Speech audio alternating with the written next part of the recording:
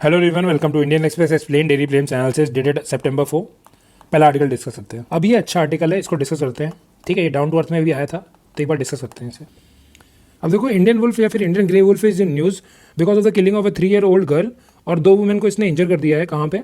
बहराइच में, जो कि डिस्ट्रिक्ट है कहाँ पे? यूपी में।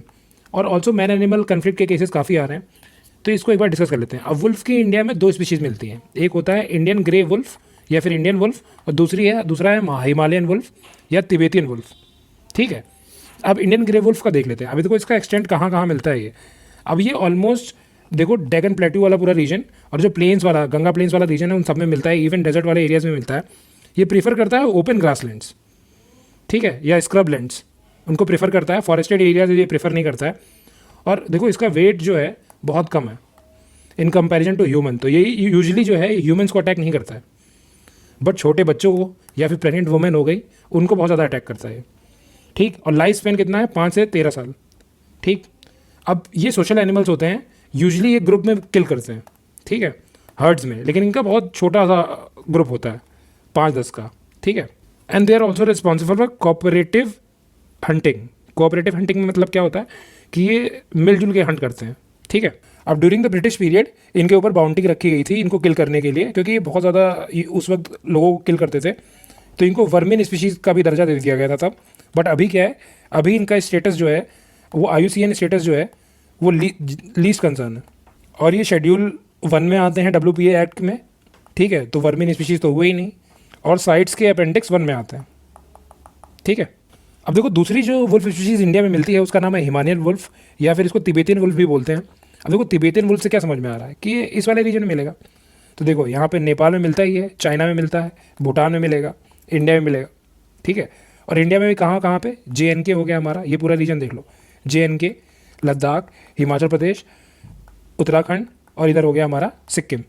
ये सिमिलर है किससे? ये एक्सटेंट सिमिलर किससे है? स्नो लेपर्ड से। तो ये जो हमारा हिमालयन वुल्फ हो गया और स्नो लेपर्ड जो हैं इस रीजन में एपेक्स प्रेडेटर्स होते हैं। और ये डिफरेंट कैसे हैं हमारे इंडियन वुल्फ से? अब देखो ठंडे रीजन में रहेगा तो जाहिर सी बात है इसका जो ऊपर का फर होगा ये थिक फर होगा। इसके लेग शॉर्टर होते हैं ताकि हीट कम निकले बॉडी से। टेल भी शॉर्टर होती है। वेट देखो उससे ज़्यादा है, 35 kg, हायर एल्टीट्यूड पर रहता है, तो इसकी जेनेटिकली ये एनॉक्सिक कंडीशंस में रहने के लिए सर्वाइव कर सकता है। ठीक है, एनॉक्सिक कंडीशन मतलब लेस ऑक्सीजन वाली कंडीशंस में। और जाहिर सी बात है लाइफ स्टॉक पे फीड करेगा यहाँ पे इसकी प्रॉब्लम ये है कि ये क्रॉस हाइब्रिडाइज हो रहा है किससे? डॉग्स के साथ। ठीक है, अब इसका प्रोटेक्शन देख लेते हैं। तो देखो WPA एक्ट में ये आता है शेड्यूल 1 में, same as Indian wolf species, और अपेंडिक्स 1 में आता है किसके? साइट्स के, same as Indian wolf species. और तीसरा जो हमारा है कि IUCN स्टेटस इसका क्या है? IUCN स्टेटस इसका वल्नरेबल है। बस इतना ही डिफरेंस है। मतलब इंडियन ग्रे वुल्फ और हिमालयन वुल्फ जो है इसमें सिर्फ हमारे IUCN स्टेटस का डिफरेंस है, जो ज़्यादा मिलता है नीचे की तरफ, जो 2 से 3 हज़ार हैं इंडिया में पॉपुलेशन इनकी, ये हमारा लीस्ट कंसर्न में है। और जो हमारा हिमालयन वुल्फ है ये वल्नरेबल है। ठीक है, तो ऐसे याद कर लो कि जो ठंडे रीजन में रहता है वो वल्नरेबल है, उसको ठंड लग गई इसलिए वल्नरेबल हो गया। तो देखो डिपार्टमेंट ऑफ बायोटेक्नोलॉजी जो कि ministry of science and technology के अंदर आता है, इसने लॉन्च किया है बायो E3 पॉलिसी। अब E3 का फुल फॉर्म क्या हो गया यहाँ पे? यहाँ E3 का फुल फॉर्म हो गया इकोनॉमी, दूसरा हो गया एनवायरनमेंट, और तीसरा हो गया हमारा एम्प्लॉयमेंट। अब देखो इन्हीं 3 पिलर पे तुम्हें देखना है कि जैसे मान लो कि कोई भी MCQ आए तो तुम्हें इसी 3 पिलर पे देखना है, क्या वो एम्प्लॉयमेंट से रिलेटेड है, क्या वो एनवायरनमेंट को बेटर कर रहा है, या फिर वो इकोनॉमी को किसी तरीके से हेल्प कर रहा है। ठीक है, मैन्युफैक्चरिंग वगैरह में। तो इसके कोर एरियाज देख लेते हैं। तो बायो E3 पॉलिसी जो कि डिपार्टमेंट ऑफ बायोटेक्नोलॉजी ने लॉन्च किया है, उसके कोर टारगेट एरियाज क्या क्या हैं कि हम पहले तो ऐसे केमिकल्स बनाएंगे जो कि हाई वैल्यू हैं और बायो बेस्ड हैं। ठीक है, उसके बाद bio polymer, bio enzymes, smart protein, मतलब ट्रेडिशनल जो प्रोटीन की सोर्सेज हैं जैसे कि एग्स हो गया, मीट हो गया, इनके अलावा ऑल्टरनेटिव सोर्सेज ढूंढेंगे प्रोटीन के। अब फंक्शनल फूड्स का क्या मतलब हो गया कि ऐसा फूड जो सिर्फ हमारी बेसिक न्यूट्रिशन को ही ना पूरा करे, वो और चीज़ों के लिए भी हेल्प करे, जैसे कि हमें बेटर डाइजेशन प्रोवाइड करें।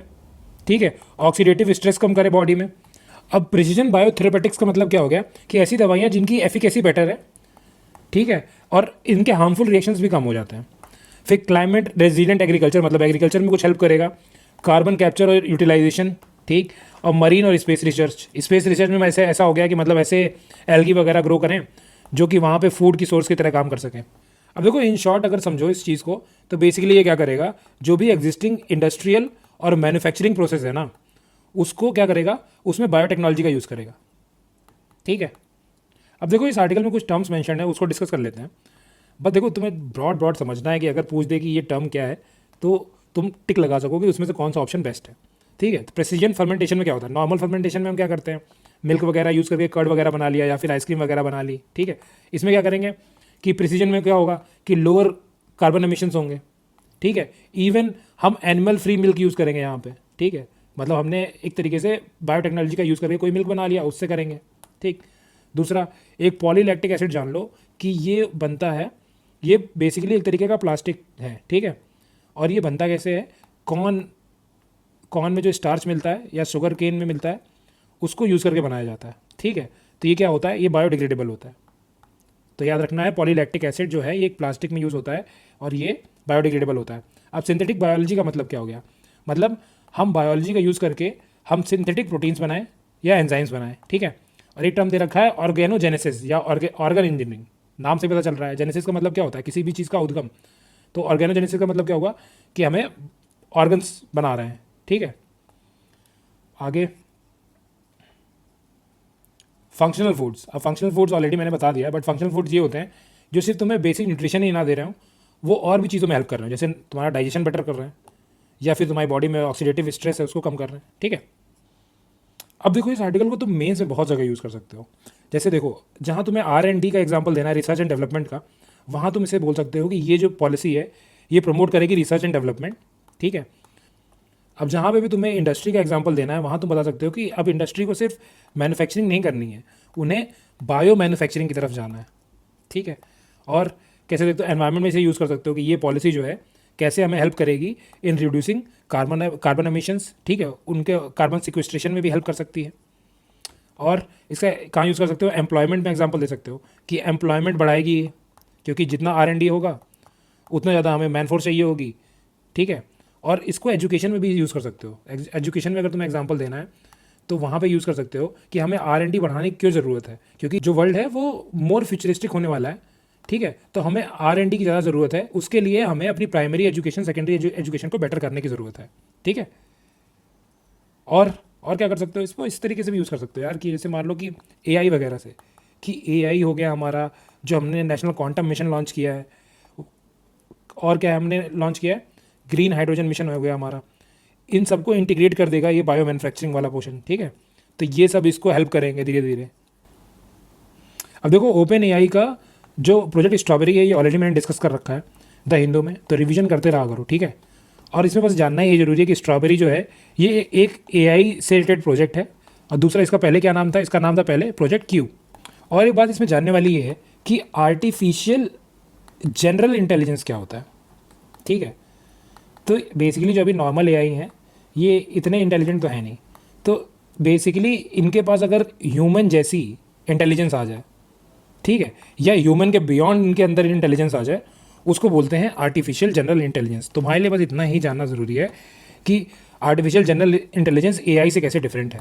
ठीक है, तो ये मोर केपेबल है, मोर ह्यूमन लाइक है। ठीक है, बस इतना ही काम का था। अब ये आर्टिकल में क्या दिया हुआ है कि कैसे अगर ट्रम्प जीत गए US में तो बाइडेन की जो भी पॉलिसीज़ थी जो कि काफ़ी एनवायरमेंटल फ्रेंडली थी उनको रिवर्स कर देंगे। ठीक है, तो इसका हमारे लिए यूज़ क्या होगा, इसका यूज़ हम कर सकते हैं मेंस में एज एन एग्जांपल कि कैसे लीडरशिप जब चेंज होती है तो how it can negatively impact environment. ठीक है, जैसे इनके केस में क्या हुआ कि इन्होंने पावर प्लांट रूल लेके आए थे कि अब ये मोर रिन्यूएबल की तरफ जाएँ और हम कोल ज़्यादा यूज़ ना करें। ठीक है, जो बाइडेन थे। दूसरा बात कि इन्होंने ऑटोमोबाइल एमिशंस जो टेल पाइप एमिशंस थे उनको कम करने की बात कही थी। ठीक है, और उनको बोला था जो मैन्युफैक्चरर्स थे कि वो EV की तरफ ज़्यादा ध्यान दें। पेरिस एग्रीमेंट से ट्रम्प जब थे तो उन्होंने विड्रॉ कर लिया था, तो बाइडेन ने फिर से साइन किया था। ठीक, तो ये तो तुम एग्जांपल के तौर पे दे सकते हो कि लीडरशिप चेंज होने की वजह से कैसे एनवायरनमेंट नेगेटिवली इम्पैक्ट हो सकता है।